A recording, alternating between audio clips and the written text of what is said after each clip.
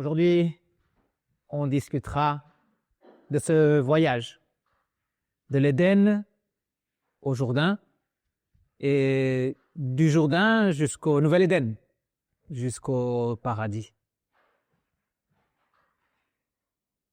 Dans le jardin de l'Éden, Dieu a donné un ordre, un commandement à Adam.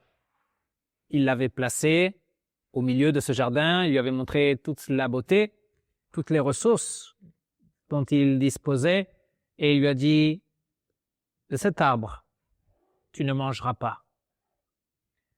Parce que le jour où tu en mangeras, certainement tu mourras.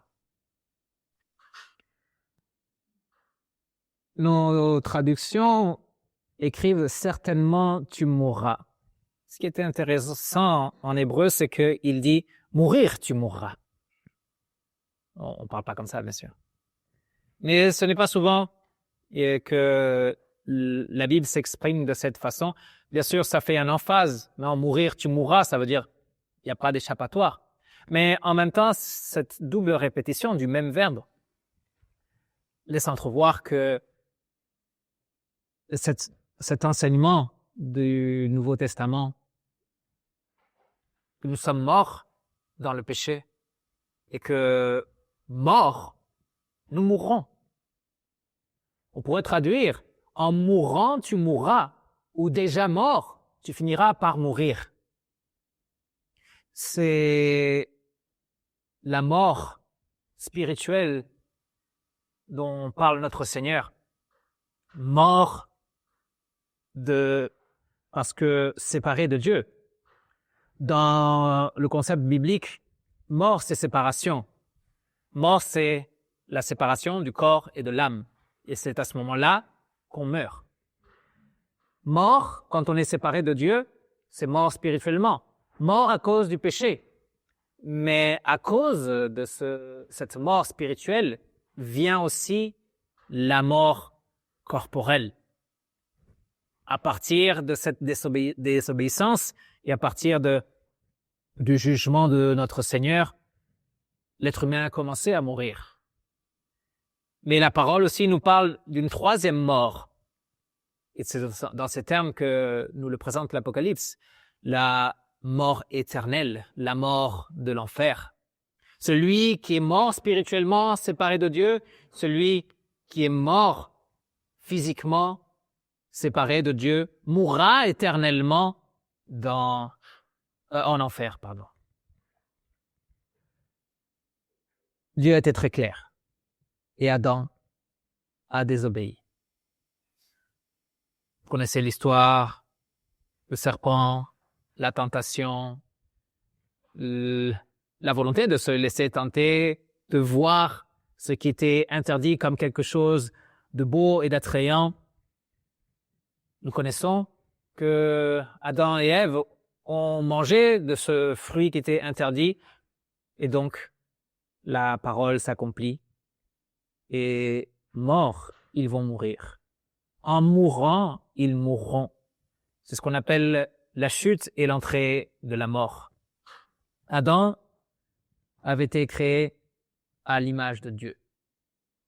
Après la chute, cette image de Dieu a disparu de l'être humain et Adam ne peut que transmettre sa propre image. D'une génération à une autre génération, ce n'est pas l'image de Dieu qui se transmet, sinon l'image d'Adam. C'est pourquoi l'apôtre Paul dit dans 1 Corinthiens chapitre 15, « La mort est venue par un homme, Adam. Et tous meurent en Adam. » Parce que nous portons cette image. Et parce que ce même avertissement que Dieu a fait à Adam continue de s'accomplir aujourd'hui. En mourant, nous mourrons. L'apôtre Paul dit dans l'Épître aux Romains, « Par un seul homme, le péché est entré dans le monde, et par le péché, la mort.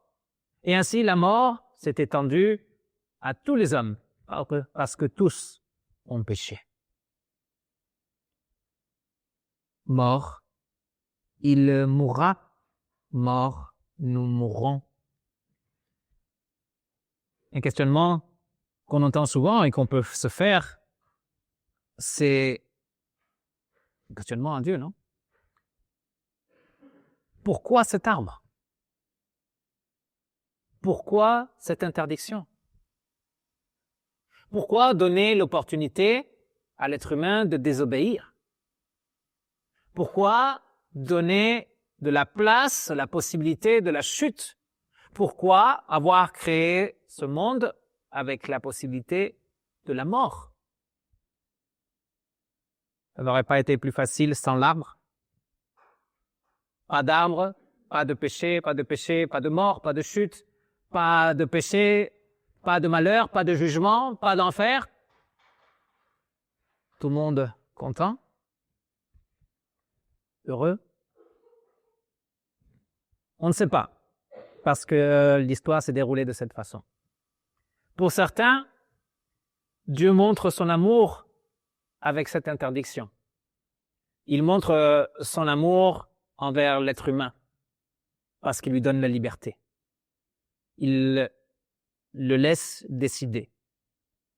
Il ne l'oblige pas à l'aimer, il ne l'oblige pas à rester avec lui, sinon qu'il souhaite que ce soit un choix d'Adam et d'Ève de rester, de demeurer avec lui en obéissant à cette seule interdiction qu'ils avaient. C'était l'opportunité de démontrer l'amour envers le Créateur à travers l'obéissance, à travers la résistance, en utilisant ce libre arbitre pour aimer le Seigneur et l'honorer. Mais même si le questionnement de pourquoi l'arbre est à sa place, non, dans la discussion, même si on n'a pas la réponse à cette question, on peut se demander aussi pourquoi l'arbre, mais dans un autre sens. Pourquoi Dieu a mis cet arbre en sachant que si l'être humain désobéissait, c'est lui qui devait aller mourir. Si l'être humain désobéissait, c'est lui qui devait aller souffrir. Parce que c'est lui qui allait racheter cette humanité perdue. Pourquoi il a établi cet arbre si cela implique qu'il doit racheter son peuple? Je ne sais pas, mais je suis certain que si ce n'était pas indispensable, Dieu ne l'aurait pas fait. Il l'a fait quand même, au risque de devoir sacrifier sa propre vie. S'il y avait un autre chemin pour pouvoir vivre en pleine communion avec l'être humain, Dieu l'aurait choisi. Il aurait pu dire à Adam, « Regarde, si tu manges de l'arbre, certainement tu mourras. Mais si tu manges de l'arbre, je vais être obligé de m'humilier moi-même. Je vais être obligé de souffrir. Je vais être obligé d'être torturé. Je vais être obligé d'agoniser sur la croix. Je vais être obligé de mourir pour toi. Je vais devoir assumer le corps humain et le garder pour l'éternité. Parce que Jésus, incarné, reste humain pour l'éternité. Ce mauvais choix d'Adam et Ève a fait aussi que ce Dieu éternel, ce Dieu esprit, devienne chair et demeure en chair pour l'éternité. Si Adam savait tout ce que Dieu le Fils aurait dû traverser, ou il allait traverser à cause de cette désobéissance, est-ce qu'il l'aurait fait quand même? Il n'a pas pris au sérieux l'avertissement de Dieu qui lui a dit « tu mourras ». Encore moins il allait prendre au sérieux l'avertissement « je mourrai si tu le fais ». Le diable le savait. L'a-t-il fait exprès? Il est allé tenter Adam et Ève parce qu'il savait que de cette façon, il obligeait le Fils à devoir traverser par cette situation, devoir passer par l'angoisse pour racheter cette humanité perdue? Peut-être, je n'en sais rien. Personne ne le sait. Mais ce qui est sûr, c'est que Dieu avait un plan éternel. On lit dans 1 Pierre chapitre 1, les versets 18 à 20. Ce n'est pas par des choses périssables, par de l'argent ou de l'or que vous avez été rachetés de la vaine manière de vivre que vous avez hérité de vos pères, mais par le sang précieux de Christ, comme d'un agneau sans défaut et sans tache, prédestiné avant la fondation du monde et manifesté à la fin des temps à cause de vous.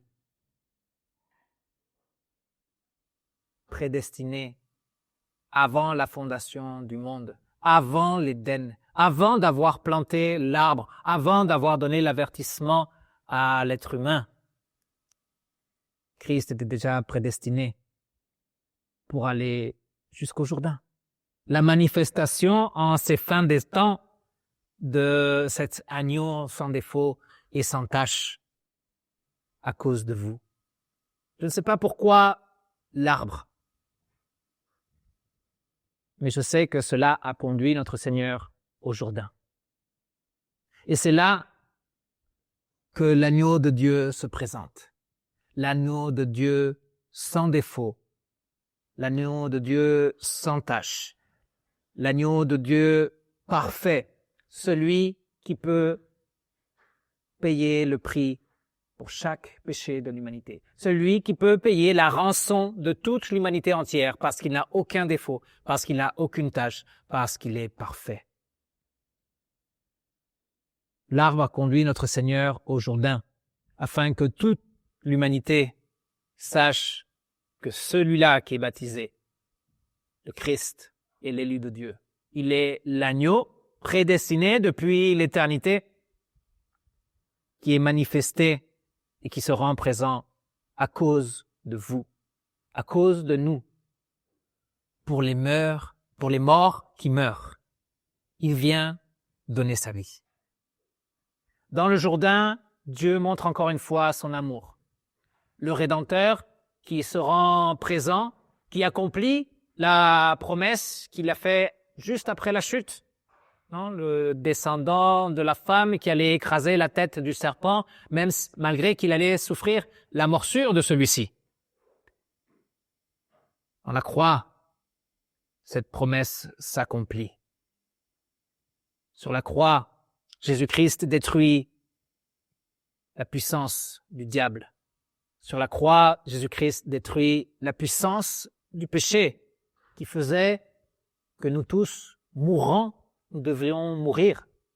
Par sa résurrection, il a vaincu la puissance de la mort et aujourd'hui, nous en sommes vainqueurs.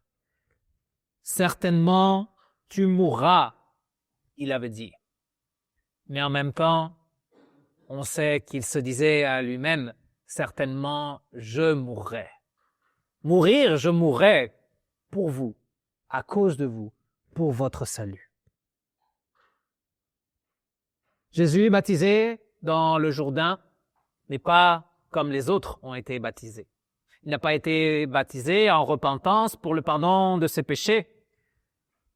Il est baptisé pour assumer les péchés de toute l'humanité. Il est venu pour assumer la mort inéluctable de chacun de nous. Sur la croix, Jésus va prendre notre place.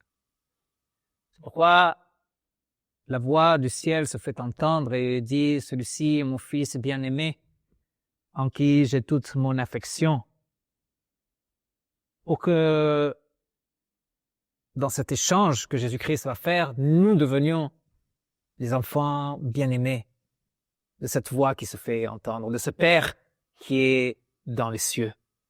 Le Fils qui a l'approbation du Père, celui qui est juste, parfait, sans tache, celui qui n'a pas de péché, celui qui est sans défaut, celui qui prend notre place, qui échange cette place avec nous afin que nous puissions être revêtus de sa justice, une justice parfaite, une justice devant le Père céleste, et par laquelle il nous accepte.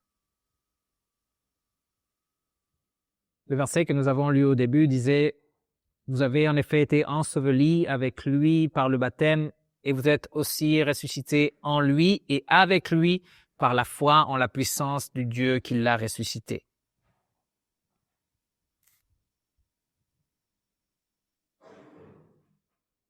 Mourir, tu mourras. Mort, tu mourras. Et dans le baptême, tu as été enseveli. Dans le baptême, tu es mort, toi qui étais mort. Et dans le baptême, tu as été ressuscité avec celui qui a été ressuscité avec puissance, avec celui qui a vaincu la mort. Pour que le Jourdain devienne pour toi la vie. Tu ne meurs plus pour mourir. Tu es vivant par la foi pour vivre en Christ. Vivant spirituellement. Vivant parce que réconciliés. Vivant parce que nous ne sommes plus séparés de Dieu. En Christ, nous sommes de nouveau unis. Nous vivrons éternellement. Parce que là où Christ est présent, nous serons présents. Et il est monté au ciel. Il est à la droite du Père et nous serons avec lui pour l'éternité. Peut-être quelques-uns d'entre nous échapperont à la mort physique si Jésus veut bien venir bientôt. Pour atteindre le paradis, de l'Éden jusqu'au paradis, il fallait passer par le Jourdain. Il fallait que Christ passe par le Jourdain. Sans Christ et sans lui, il n'y a pas de possibilité du salut. Sans Christ et sans sa grâce, il est impossible d'être accepté par Dieu. Nous sommes morts en Adam et nous continuerons de mourir. Mais dans sa grâce, il nous accorde les mérites suffisants du Christ. Donc avec Christ, dans l'eau du baptême, enseveli avec lui, ressuscité avec lui, unis à lui dans les eaux du baptême, nous serons avec Christ toujours, jusqu'au paradis. Toujours, à chaque instant. Ésaïe chapitre 43, verset 4, nous l'avons lu, disait « Parce que tu as de la valeur à mes yeux, parce que tu as de l'importance et que je t'aime, je donne des hommes à ta place, des peuples en échange de ta vie. » Notre Seigneur est allé encore plus loin que sa même promesse. Il a donné son Fils unique pour chacun de nous. Parce que nous avons de la valeur à ses yeux. Parce que nous avons de l'importance. Parce qu'il nous aime. Il ne nous a pas rejetés. Il a envoyé son Fils pour assumer la chair et nous délivrer. Du Jourdain au paradis, le destin est assuré. En Christ, par sa mort, par sa résurrection, et parce que nous sommes vivants en lui par la foi, parce que nous sommes vivants en union avec lui par le baptême, nous vivrons en Christ, avec Christ, dans son paradis. Sur le chemin, pendant ce temps, honorons le sacrifice du Christ. Honorons l'amour qu'a démontré notre Sauveur. Ne soyons pas comme Adam. Ne soyons pas désobéissants. Sinon, par amour et en reconnaissant cet amour, consacrons nos vies à notre Sauveur. Soyons confiants. Le Seigneur a dit à travers Ésaïe, « Voici ce que dit l'Éternel, celui qui t'a créé, celui qui t'a façonné. N'aie pas peur, car je t'ai racheté. Je t'ai appelé par ton nom, tu m'appartiens. » Parce que Jésus est passé dans les eaux du baptême, parce que tu es passé par les eaux du baptême, tu lui appartiens. Le nom du Christ a été posé sur toi. Le nom de Dieu a été posé sur toi. Tu as été racheté. Ne crains rien. Si tu traverses de l'eau, je serai moi-même avec toi. Et parce que nous avons traversé, nous aussi, les eaux du baptême, Dieu est avec nous. Si tu traverses les fleuves, ils ne te submergeront pas, parce que nous sommes sortis vivants de cette eau, vivants en Christ, ressuscités. Et si tu marches dans le feu, tu ne te brûleras pas, et la flamme ne te fera pas de mal. Si, par tes péchés, tu es proche de l'enfer et tu commences à sentir ce feu, cherche l'eau qui va éteindre ce feu. Cherche le pardon du Christ qui va t'éviter l'enfer, qui va te racheter, qui va te saisir et qui va t'emmener avec lui. N'aie pas peur, car je suis moi-même avec toi. Il est avec toi, parce qu'il t'a uni à lui, parce que tu es enseveli avec lui, ressuscité avec lui, tu es un avec lui, et pour toujours. Jésus donne en garantie pour ses promesses sa mort et sa résurrection.